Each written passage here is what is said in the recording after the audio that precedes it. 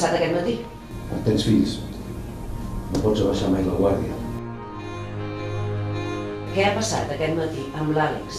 S'ha posat a plorar. S'ha posat a plorar i què més? És igual, on un petó! L'entrenador no ja t'has pensat que ets això, no? Dedica't a ser entrenador i prou.